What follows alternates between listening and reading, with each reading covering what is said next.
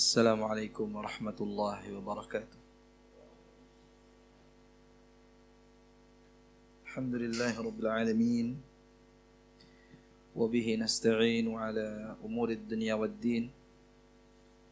Wassalatu wassalamu ala al-mab'uthi rahmatan lil alamin. Wa ala alihi wa sahbihi ajma'in. Amma ba'du. Hari ini sebelum kita melanjutkan pembahasan tentang ta'awudz dan basmalah, kita akan membahas terlebih dahulu tentang hukum membaca Al-Quran dengan langgam. Langgam musik gitu ya. Ya, jadi al-musiqa, musik itu adalah ilmun sautiyun a'jami. Ya, ilmu vokal yang bukan berasal dari Arab sebenarnya. Itu ilmu non Arab. Di mana musik sebagaimana kita ketahui itu ada kaidah-kaidahnya, ada ketentuan-ketentuannya. Seperti tangga nada, kemudian termasuk panjang nadanya. Namun sekali lagi, dua pembahasan ini itu tidak ada hubungannya, yataqata'an, tidak terhubung dengan ilmu tajwid. Kalau tangga nada, atau ketika seseorang yang baca Al-Quran berpindah dari satu satu not gitu ya, not rendah naik gitu ya.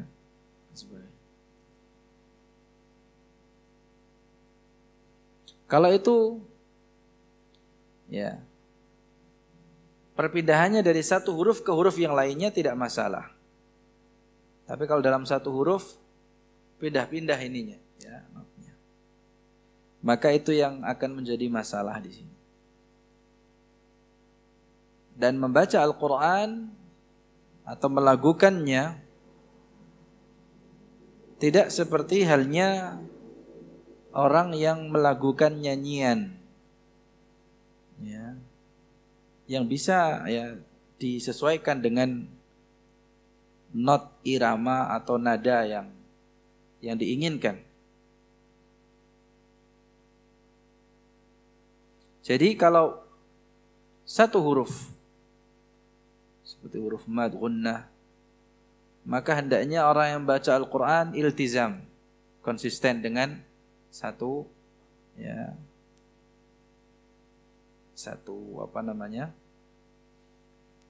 aliran, bukan aliran, irama,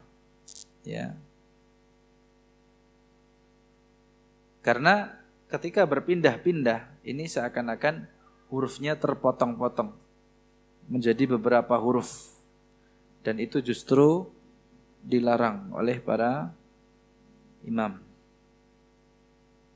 Adapun mad dan gunnah,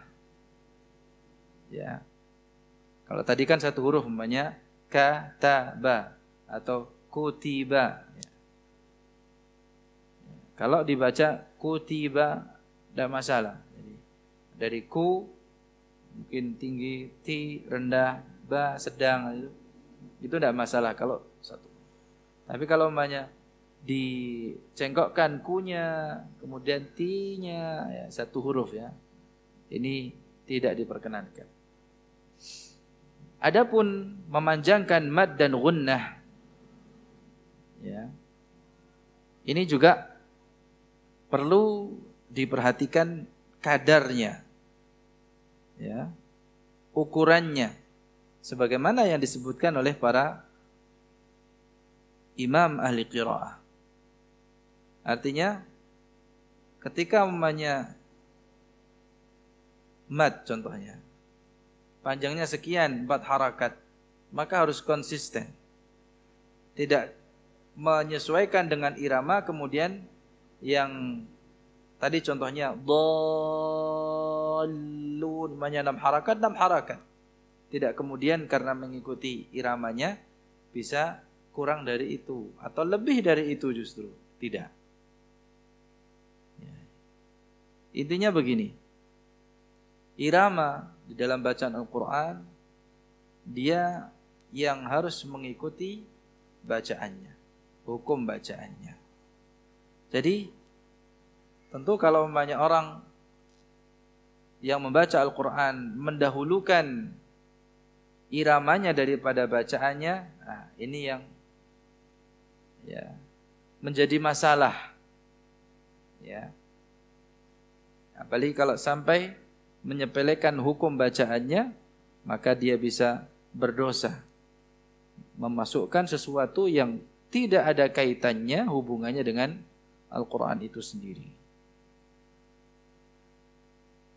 Nah ini ya, kita diperintahkan untuk membaca Al-Quran dengan logat Arab. Ya, bagaimana cara orang Arab mengucapkan, membacanya? Bagaimana membaca Al-Quran dengan biluhunil Arabi wa aswatiha? Yaitu al-qira'atu bit-tab'i was-saliqah kama jubilu alaih. Membacanya natural. Ya, tidak dibuat-buat, dipaksa-paksakan. Jadi muncul dari tabiat, ya, watak asli orang Arab mengucapkan. Nah, ada kitab yang bisa kita jadikan rujukan, Al-Bayan li Hukmi Qira'atil Qur'anil Karim bil Alhan. Ya. Baik. Jadi jamaah sekalian dirahmati oleh Allah Subhanahu wa taala, penggunaan nada atau irama dalam bacaan Al-Quran itu ada ketentuannya. Tidak boleh berlebihan. Ini biasanya kalau anak muda ya yang gandrung, maka perlu adanya peringatan bahwa hal ini tidak serta-merta boleh tidak masalah, enggak ya. Ini merupakan hal yang harus dijelaskan ya, konsekuensinya, di mana membaca Al-Quran itu tidak hanya sesuai dengan selera kita.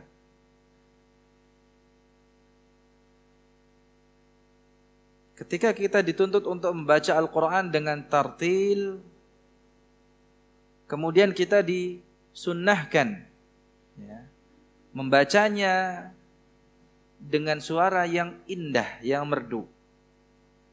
Itu semata-mata agar kita mudah menghayati maknanya. Jadi jangan sampai kita sendiri yang membacanya terfitnah, merasa wah suaraku merdu, atau orang yang mendengarkannya terfitnah pula. Ya.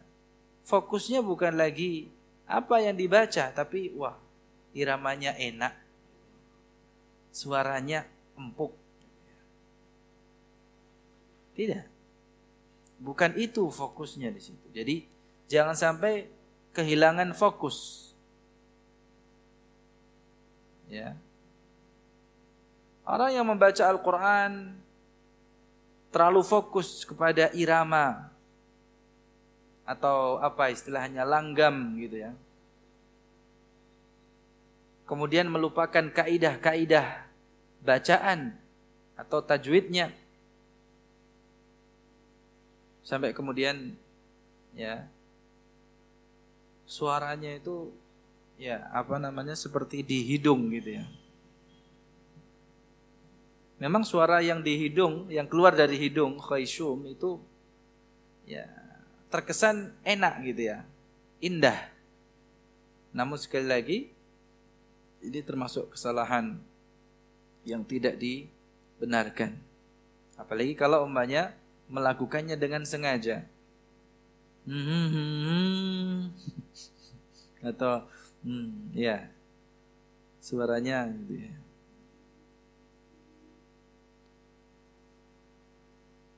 Nah, dalam hal ini ya kita tidak boleh berlebihan.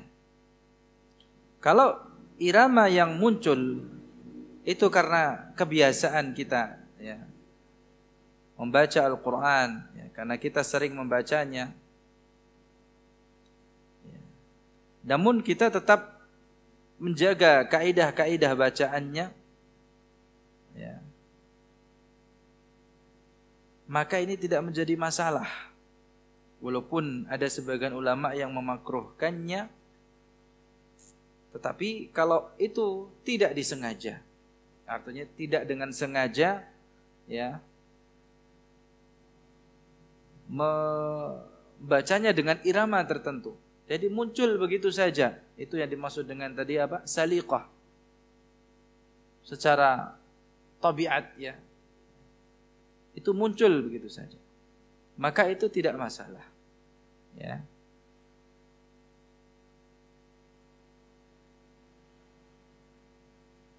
Yang menjadi masalah ketika kita fokusnya ada pada iramanya saja, atau mohon maaf yang sering dikenal dengan ilmu maqamat. Atau kalau kita pernah mendengar ada yang membaca Al-Quran dengan langgam Jawa, disengaja ya, bahkan di depan umum, dibacakan di depan umum. Memang para ulama berbeda pendapat mengenai apa namanya langgam ini. Jadi secara umum ya. Jadi sebagian ada yang membolehkan, sebagian yang lainnya tidak. Ya.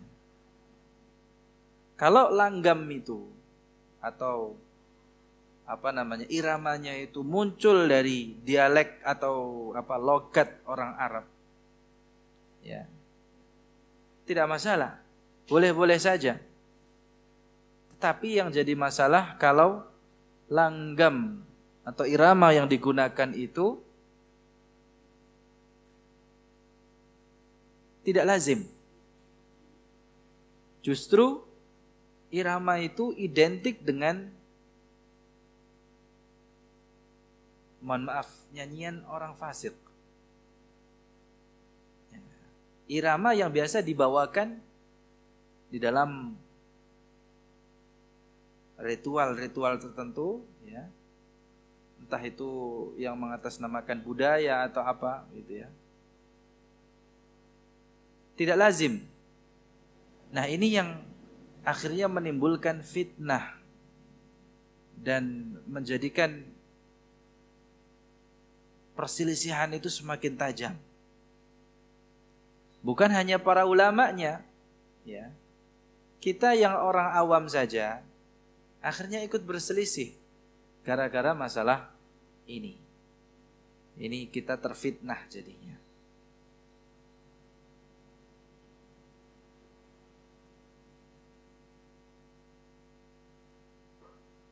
Nah, tentu kita harus menghindari fitnah ini. Kalaupun di situ ada maslahatnya. Kalaupun ada maslahat mungkin mendekati beberapa kalangan tertentu ya yang identik namanya.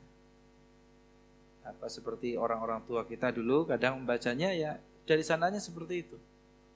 Seperti sedang membawakan apa? Gending Jawa namanya.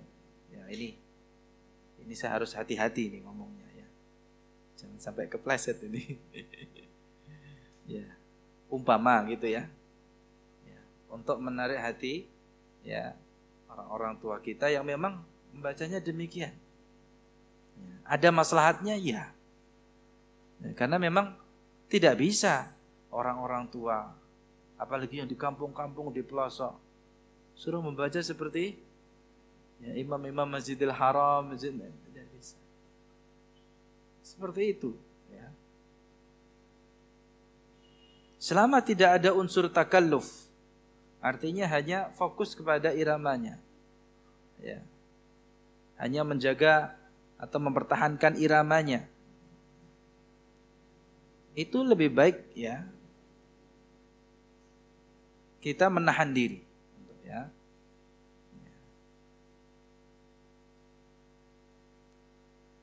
Jadi jangan karena ada maslahat yang kecil kemudian kita menimbulkan madarat yang lebih besar. Ya. Jamaah sekalian yang dirahmati oleh Allah Subhanahu wa taala.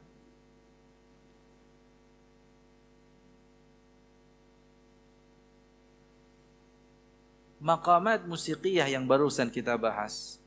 Ya.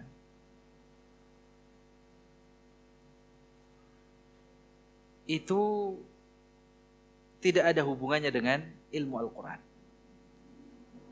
Saya ulangi sekali lagi. Maqamat musiqiyah seperti do, re, mi, fa, sol, la, si, do gitu kan ada. Itu tidak bisa dibawa ke ranah bacaan Al-Quran. Nada naik, nada rendah, nada turun gitu ya. Ini sekali lagi kita harus bertakwa kepada Allah, takut kepada Allah Subhanahu wa taala, memasukkan sesuatu yang tidak ada hubungannya sebenarnya dengan Al-Qur'an. Itu ilmu tersendiri. Ya, ilmu vokal gitu ya. Jadi seharusnya kita membaca itu dengan irama yang muncul dari dalam diri kita. Maksudnya sesuai dengan irama karakter suara yang kita miliki. Ya. Dan tentu caranya ya bukan dengan dibuat-buat, kita membuat irama sendiri bukan. Tapi irama yang dihasilkan dari seringnya kita membaca Al-Qur'an. Ya, atau seringnya kita menyimak bacaan Al-Qur'an langsung dari qari Arab gitu ya. Qari yang ya masih terjaga fitrahnya, apa terjaga apa? Dialeknya, logat Arabnya. Bukan yang sudah apa? Terkontaminasi. Nah, dari situ kemudian kita terbawa karena terbiasa mendengarkan, menyimak bacaan tersebut dan kita sering membaca Al-Qur'an kemudian muncul ya, irama yang sesuai dengan khas ya, logatnya orang Arab.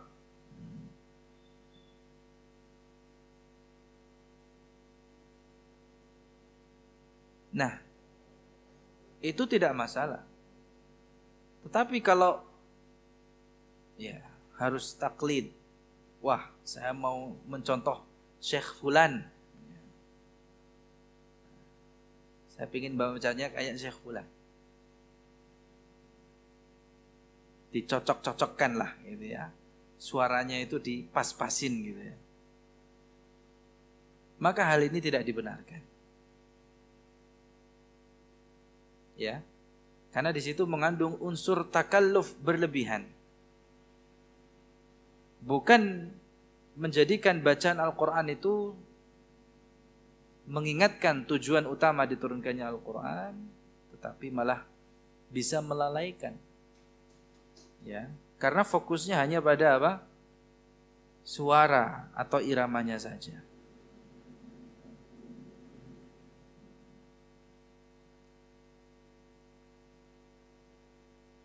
Jadi irama yang dihasilkan dari tabiat kita karena sering melatih, karena kita sering membaca, menyimak bacaan Al-Quran, tidak dibuat-buat. Nah, seperti ini ya, para ulama sepakat mereka tidak mencela sama sekali, mereka tidak mencelanya. Bahkan ya, kalau demikian itu justru yang dianjurkan. itu justru yang dianjurkan. Jadi iramanya muncul karena kita apa? Sering kita mendawamkan bacaan Al-Qur'an, sering menyimak bacaan Al-Qur'an gitu ya. Namun apabila kita dengan sengaja Al-Qur'an ini dijadikan semacam alat ya, untuk mendedangkan suatu irama tuh nyanyian.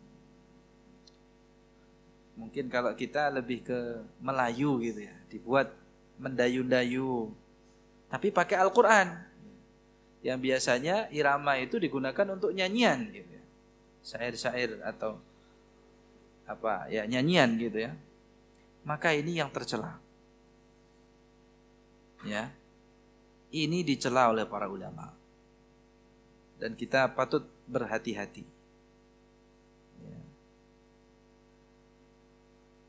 Jamaah sekalian dirahmati oleh Allah Subhanahu wa taala, sebenarnya membahas ini itu ada kaitannya dengan keikhlasan. Kita sebagai orang yang baca Al-Qur'an, dan ini adab pertama dan yang paling utama. Jadi agar tujuan kita jelas, ya. Kita membaca Al-Qur'an itu untuk siapa? Untuk makhluk atau untuk Allah Subhanahu wa taala sebagai sang Khaliq? Memang bahasan kita ini tidak menarik, apalagi di kalangan muda-mudi gitu ya. Wah, seakan-akan kita yang melawan arus gitu ya. Ya, namun harus kita sampaikan ya, agar menjadi pembelajaran. Ya. Kita sama-sama belajar di sini. Ya.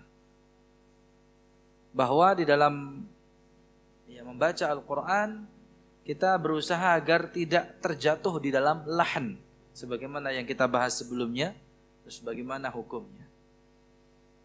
Jadi termasuk lahan, kesalahan di dalam baca Al-Quran, kalau fokus kita tidak lagi kepada hukum bacaan, fokus kita tidak lagi kepada makna Al-Quran atau ayat Al-Quran yang kita baca, tapi justru fokus dan konsentrasi kita ke irama yang dibawakan.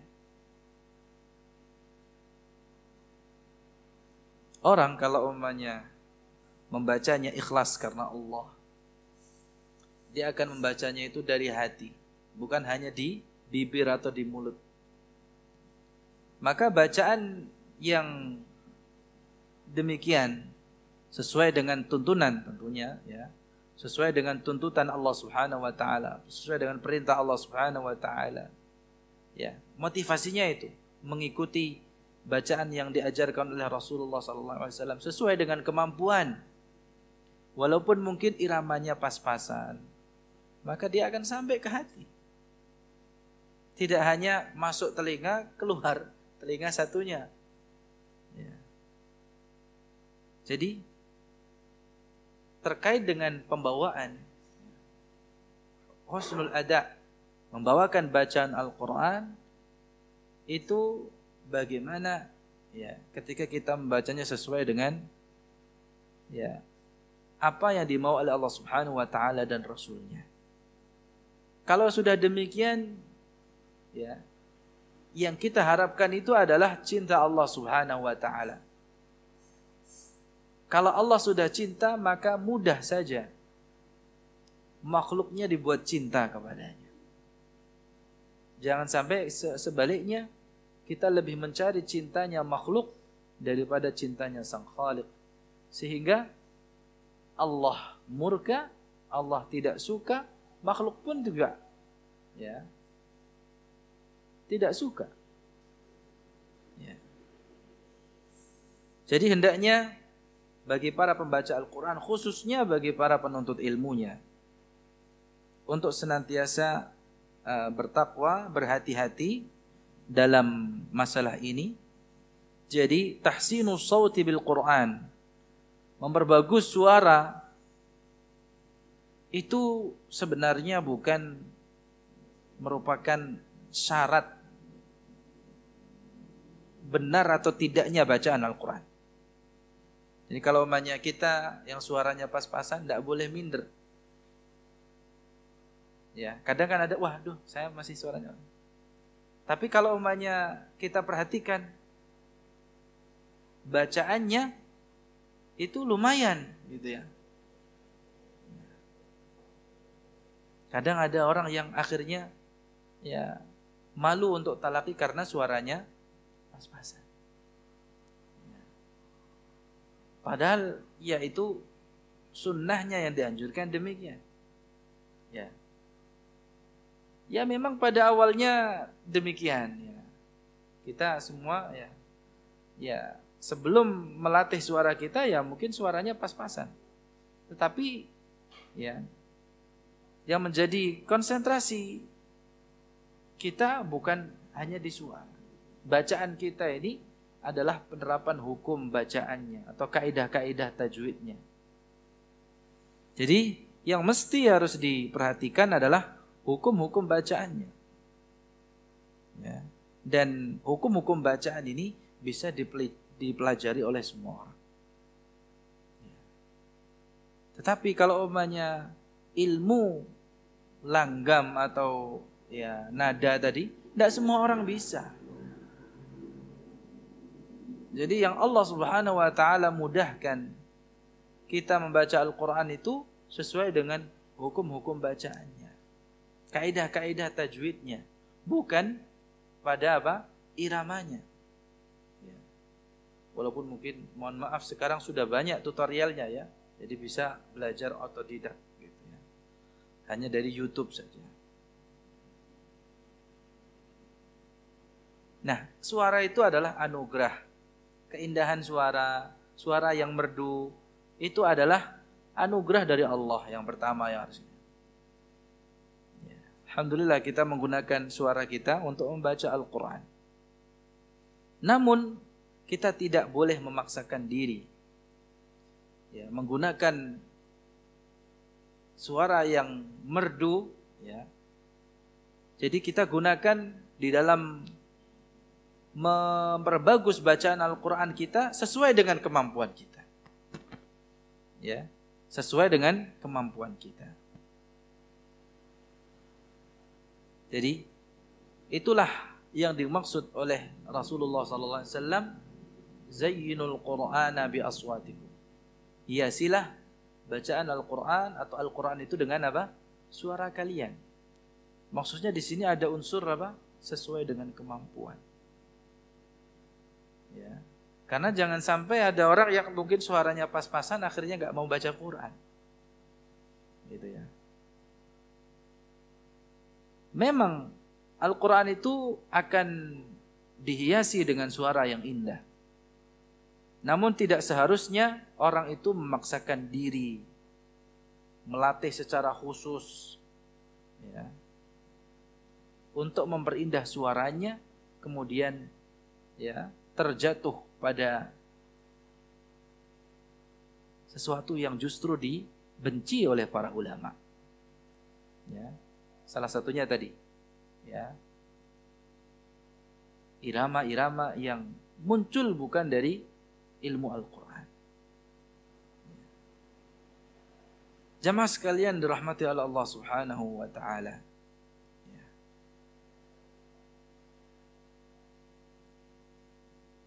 Ini yang bisa kita bahas pada kesempatan kali ini ya, terkait dengan irama bacaan Quran. Nah, jadi sesuai dengan kemampuan ya, kita berusaha sesuai dengan kemampuan kita membaca Al-Quran dengan suara merdu kita sesuai dengan yang Allah Subhanahu wa taala anugerahkan. Ada satu lagi pembahasan hari ini yang patut untuk kita pelajari, yaitu tentang sura'atut tilawah. Jadi kalau kita ingin baca dengan tartil itu juga ada temponya. Ya. Orang membaca itu ada yang temponya cepat, ada yang lambat, ada yang sedang. Yang lambat itu dikenal dengan bacaan tahqiq. Tahqiq ya. Jadi membaca dengan pelan seperti halnya atau lumrahnya kita membaca pada saat ta'lim seperti tadi. Kan pelan. Namun tidak panjang-panjangkan, ya. Dipelan kemudian akhirnya apa? Alhamdulillah. Tetap alhamdulillah tanpa tamtid namanya, ya. Kemudian yang kedua sedang, tadwir istilahnya, bacaan tadwir. Jadi pertengahan, tidak lambat, tidak cepat. Adapun yang ketiga hadr, ya, membaca Al-Qur'an dengan tempo cepat, namun tidak boleh mencampur adukkan, asal-asalan, hukum bacaannya tidak diperhatikan, tidak. Jadi membaca dengan hadr itu temponya saja yang cepat, tetapi hukum bacaannya tetap terjaga. Itu yang harus diperhatikan, garis bawahi. Mulai dari gunnahnya, harakatnya, pengucapan hurufnya itu tidak campur-campur gitu, ya. Tidak kebolak-balik hurufnya, ha menjadi ha, hamzah menjadi ain dan sebagainya. Sin jadi shin dan sebagainya. Tidak boleh. Ya, itu bukan hadr namanya. Ya. Karena apa? Ketiga tempo bacaan ini disebut dengan tartilul Quran. Jadi kalau kita ingin membaca Al-Quran dengan tartil sebagaimana yang Allah perintahkan, bisa melalui 3 tempo bacaan ini. Kan tempo bacaan itu ada yang lambat, ada yang sedang, ada yang cepat. Walaupun cepat tetap harus terjaga tartilnya, hukum bacaannya. Ya. Mau lambat, mau cepat, mau sedang, maka tetap, ya, tajwidul huruf wa ma'rifatul wuquf atau tartil itu, ya, harus tetap dijaga.